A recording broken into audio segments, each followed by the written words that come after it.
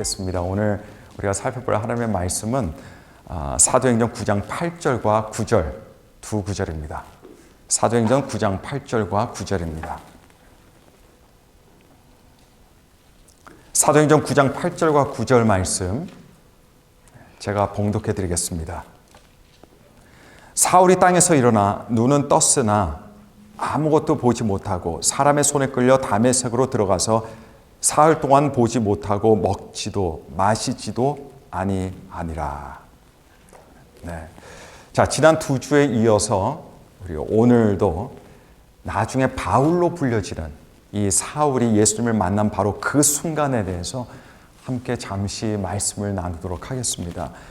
교회를 핍박하고 그리고 저희 같은 그리스도인들을 잡기 위해서 길 가던 사울이 예수님을 만나고 그리고 하늘에서 예수님의 음성을 듣게 됩니다.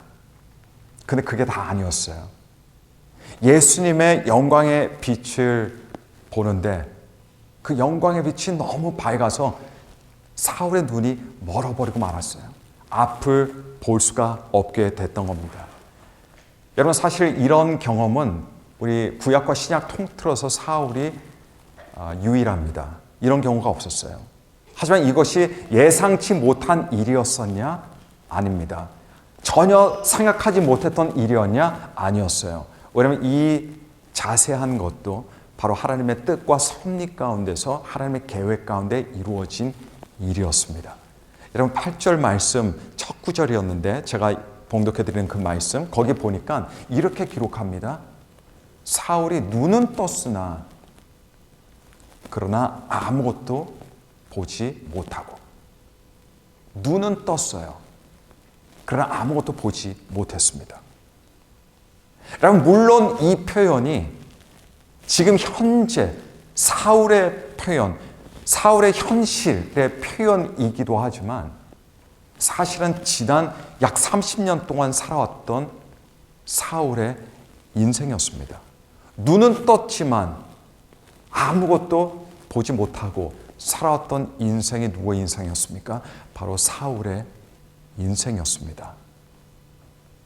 그리고 예수님께서는 그의 눈을 멀게 한 이유는 바로 그 사실을 깨닫게 해 주시기 위함이셨습니다.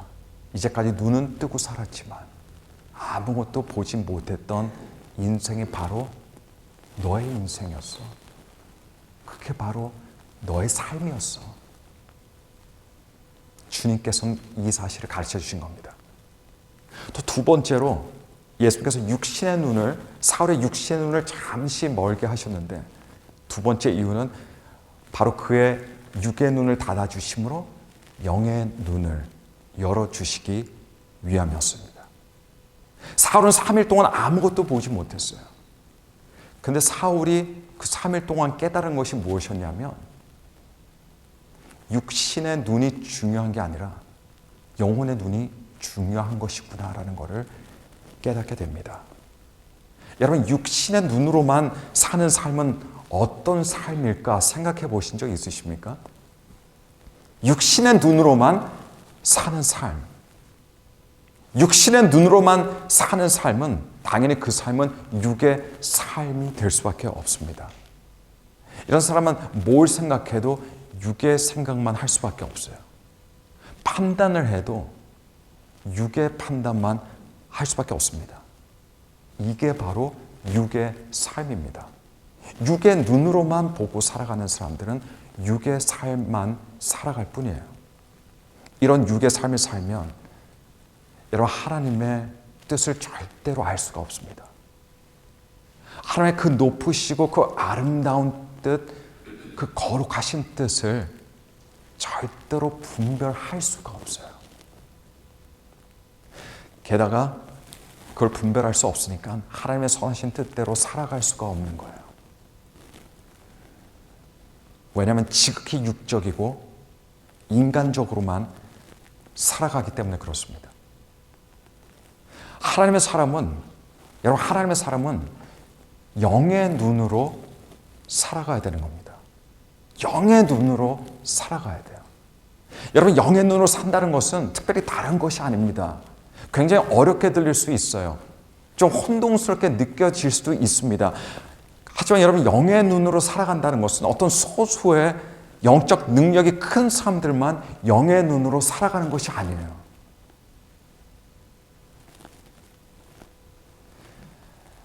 영의 눈으로 사는 삶은 바로 믿음으로 살아가는 삶입니다. 그게 바로 영의 눈으로 살아가는 겁니다. 영의 눈이 열린 사람만이 그래서 믿음의 길을 걷기 시작할 수 있습니다. 믿음의 길을 걷는 사람이 자기의 계속해서 영의 눈으로 바라보면서 앞으로 나아가게 되는 겁니다. 여러분, 육신의 눈이 좋다고 1.5, 1.5 또는 1.2, 1점이라고 이야기하는 분들 가끔 있으세요. 육의 눈이 좋다고 예수님을 따라가지 않더라고요.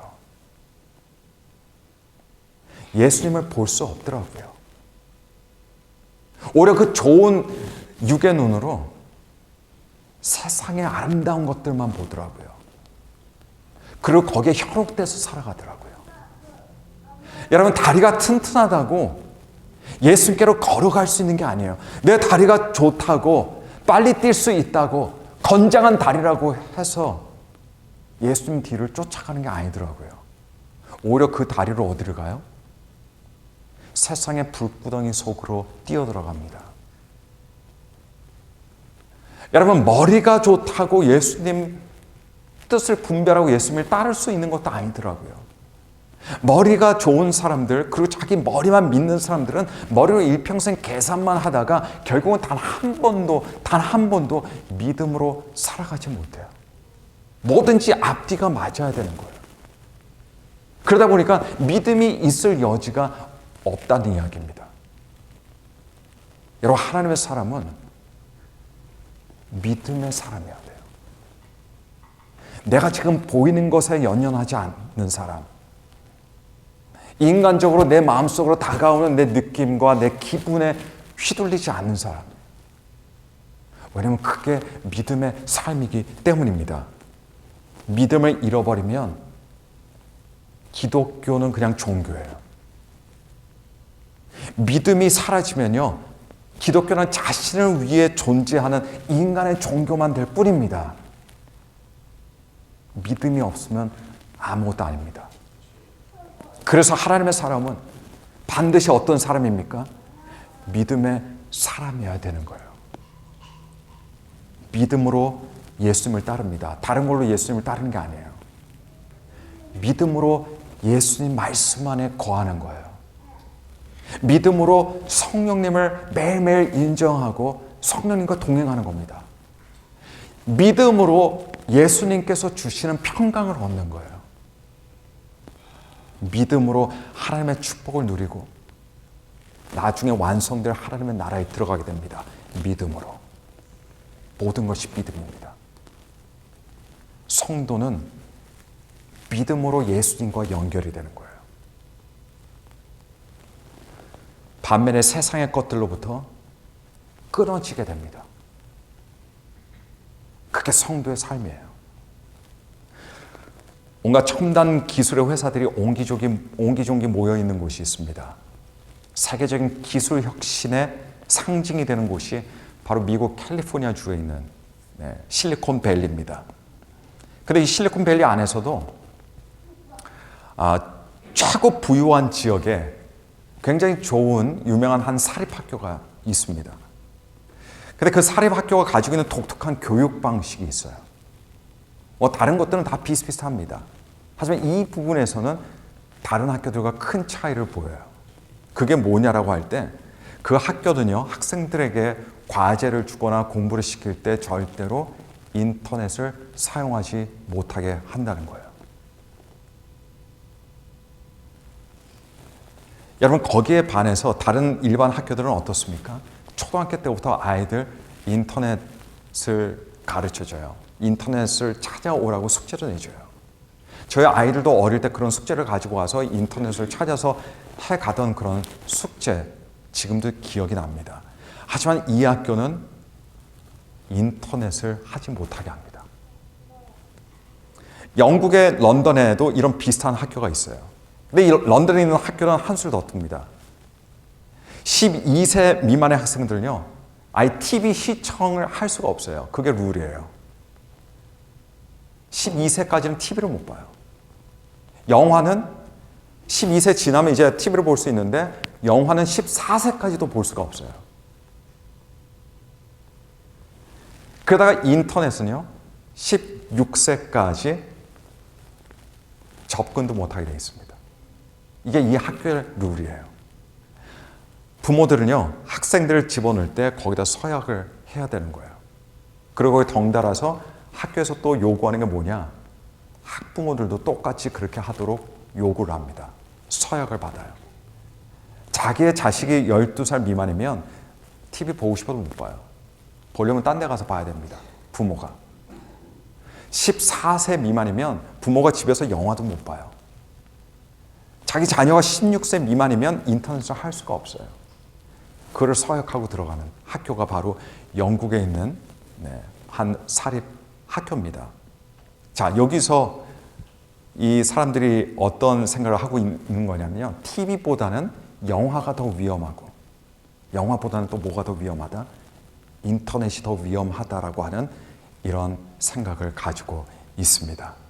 근데 이 학교가 2013년도에 개교했는데 사실 굉장히 부유한 지역에 있다 보니까 거기 들어가는 것도요, 부자들만 들어갈 수 있는 그런 학교로 알려져 있다고 합니다. 근데 이런 학교들의 정책과 관련해서 많은 사람들이 나름대로 의견들은 다를 수 있습니다. 갑론을박 서로 분분할 수 있어요. 하지만 이런 유명 사립 학교들이 그렇게 하는 이유를 우리가 살펴보는 것은 유익하다라고 하는 사실입니다. 학생들이 인터넷을 이용하는 것이 유용하냐 안 하냐라고 할 때 당연히 유용합니다. 하지만 교육적인 차원에서 볼 때 학생들에게는 인터넷이 유익보다는 해가, 병폐가 훨씬 크다라고 하는 것에 대해서는요, 그 누구도 거기서 반대할 사람은 거의 없지 않을까라고 저는 그렇게 생각을 합니다. 어린 아이가 인터넷에 발을 딛는 순간부터 어른들의 어떤 관리도 없고 어른들의 어떤 그런 감독도 없이 아이들이 혼자 인터넷에 들어가게 되면 그 아이들 앞에서는 5만 가지 세상이 열리게 되는 거예요. 근데 그 5만 가지 것들이 다 좋은 것들이 절대 아니라는 거죠. 좋은 것보다 나쁜 것들이 훨씬 많은 세상이 바로 인터넷 세상이에요. 아이들은 처음부터 어릴 때부터 거기에 접속이 되는 거예요. 거기서 보고, 거기서 배우고, 거기서 듣고, 거기서 느껴요. 그런 삶 가운데 자식들은 부모도 모르는 사이에 변해간다는 겁니다. 여러분, 어떤 이들은 인터넷이 현대인의 판도라 상자 같다라고 하는 이런 말을 합니다. 여러분, 판도라 상자, 그리스 신화에 등장하는 이 제우스 신이 판도라라고 하는 여인에게 어떤 상자를 주죠. 너무 기가 막히게 예쁜 상자예요. 근데 주면서 그 상자를 절대 열지 말라고 합니다.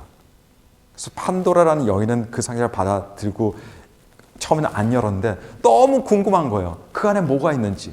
너무 궁금하다 못해 점점 피가 마르고 막 살이 빠지는 거예요. 결국 이 판도라라는 여인이 그 상자를 열게 됩니다. 여는 순간 그 안에 있던 모든 세상의 악한 것들이 갑자기 다 튀어나왔다고 그러죠.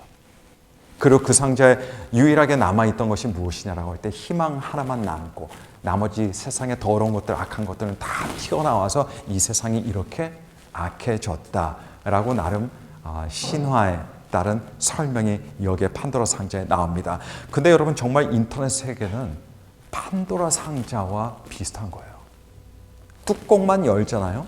그 안에 뭐가 들어있는지 몰라요. 5만 가지 것들이 다 들어가 있어요.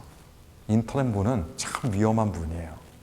우리 모두가 그걸 잘 알고 있어야 됩니다. 더군다나 인간은요, 중립적인 존재가 아니에요. 좋은 거와 나쁜 거 보면서 중립적으로 판단하는 존재가 아니에요. 나쁜 게 있으면요, 인간은 찾아 들어갑니다. 악하기 때문에. 어떤 조그만 유혹거리가 있으면 거기에 그냥 홀라당 넘어가요. 인터넷의 파워, 능력은 바로 여기에서 기인한 겁니다. 사람은 틈만 나면 죄를 짓는데 눈앞에 죄질 것들이 너무 많이 있는 거예요. 여러분, 요즘 아기들이 태어나면 제일 먼저, 뭐 옛날도 마찬가지겠지만 이 부분은 제일 먼저 배우는 게 누굽니까? 제일 누구를 알게 돼요? 자기 엄마를 알게 돼요. 그러면서 아빠를 알게 됩니다. 그죠? 근데 오늘 지금 시대는 세 번째 누구를 알게 되는 줄 아십니까? 뭘 배우게 됩니까? 스마트폰, 스크린을 배우게 돼요. 세 번째 대상이에요. 그러면서 항상 그 스크린을 보면서 자라게 되는 거예요. 컴퓨터, 핸드폰. 이 시대에 살아가는 아이들은요, 아빠, 엄마 있고 컴퓨터 있고 인터넷 있으면 괜찮아요. 그 다음엔 괜찮은 시대가 돼버린 거예요. 굳이 친구들이 없어도 돼요. 옛날엔 친구 많은 게 자랑이었죠. 지금은 친구 많은 친구들도 없어요. 왜냐하면 인터넷 속에 빠져 있기 때문에 그렇습니다.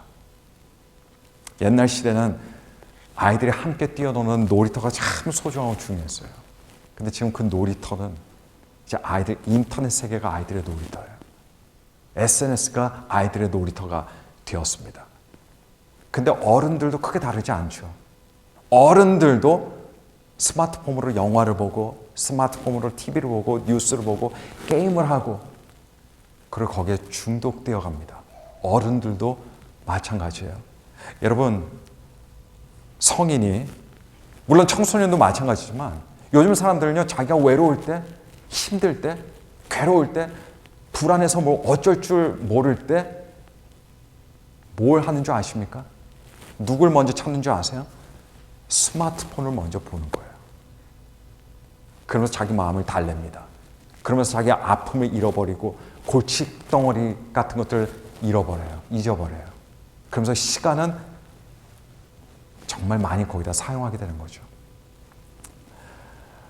여러분, 물론 핸드폰이나 컴퓨터 굉장히 사람들에게 편한 시대를 가지고 온 건 사실입니다. 저도 요즘 컴퓨터 없는 시대 어떻게 살 수 있을까?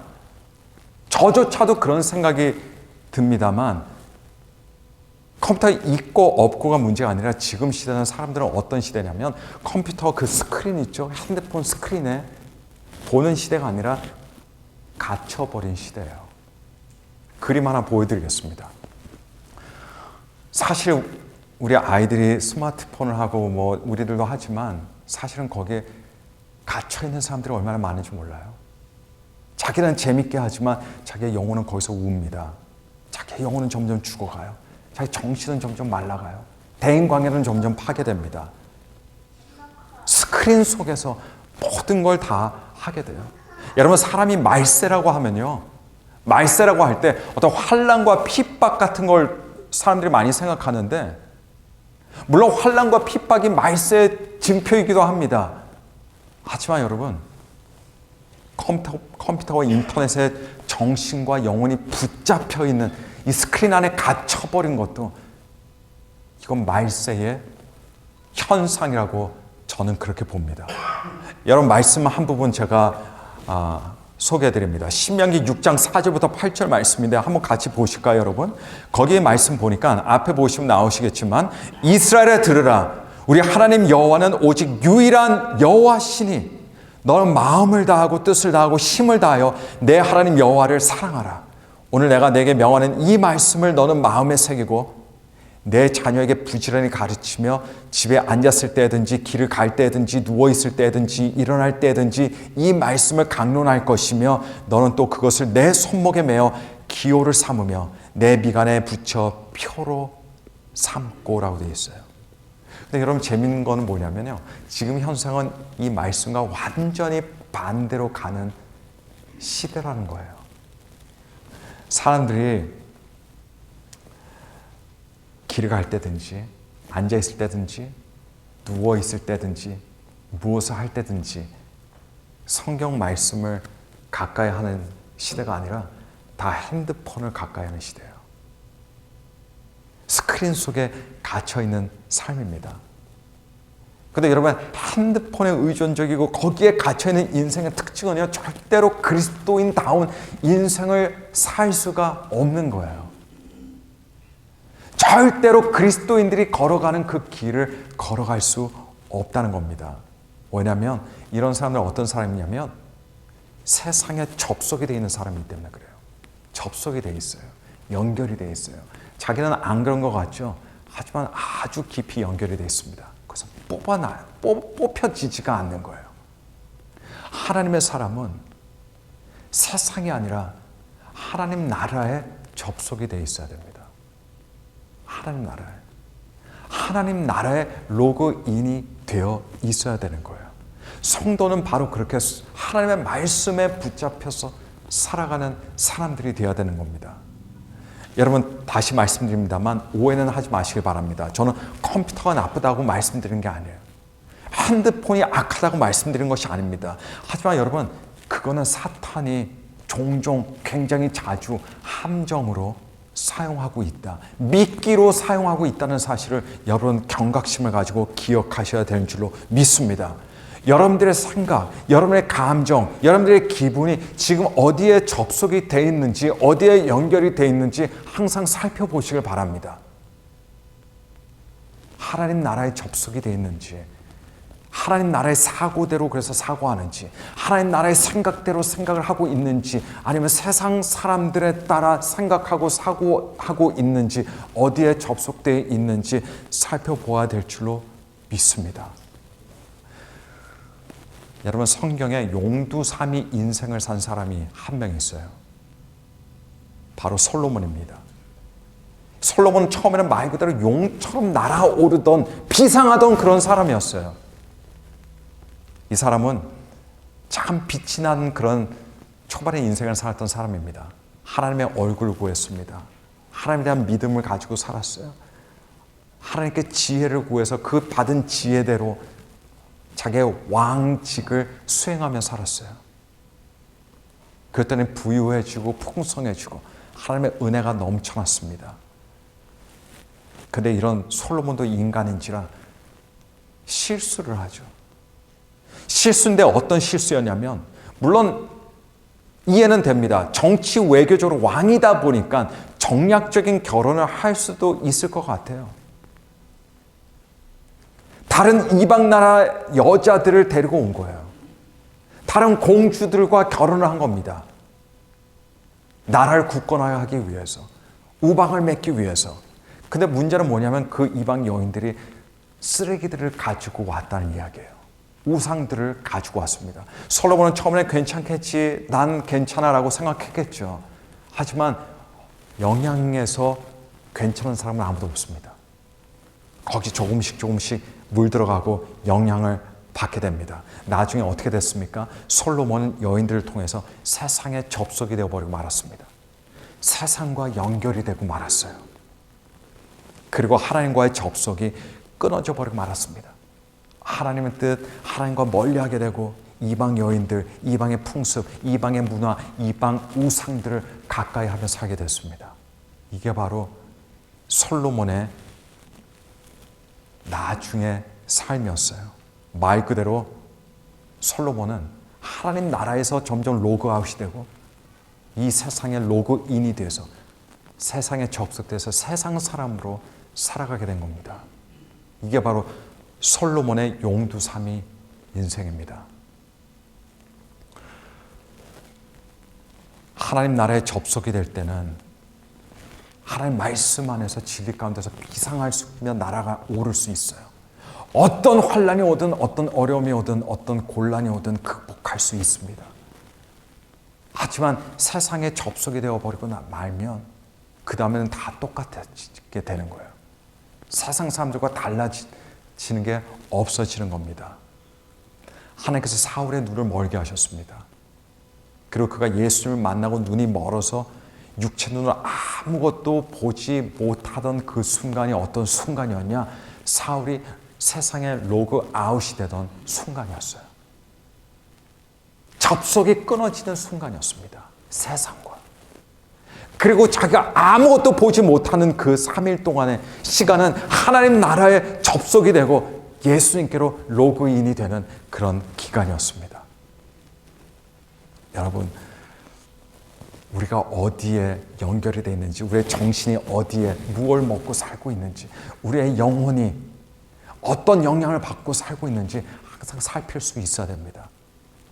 몸은 교회에 있지만 그대로 어떤 사람들은 세상에 로그인된 채 교회에 몸 둘 수 있어요. 교회 나와 있는데 끈은 세상과 연결되어 있어요. 가능합니까? 가능하지 않습니까? 가능합니다. 가능해요. 신앙생활 연수와 상관없습니다. 교회를 얼만큼 다니는지 상관없어요. 마음은 여전히 세상 사람들의 마음을 가지고 살아가죠. 여전히 믿음의 생각이 아닌 세상의 논리, 세상의 평안, 세상의 위로, 세상의 꿈을 바라보고 살아갑니다.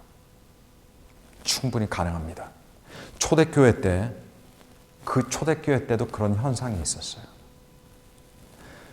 야고보가 초대교회, 초창기 때 초대교회에서 이런 모습들을 봤습니다. 그래서 야고보가 4장 4절에 야고보서 4장 4절에 이렇게 경고했습니다.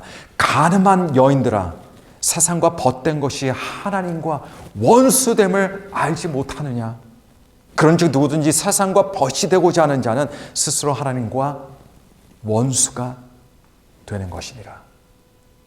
여러분, 여기서 가늠한 자들은 육체적으로 가늠한 자들을 이야기하는 것이 아닙니다.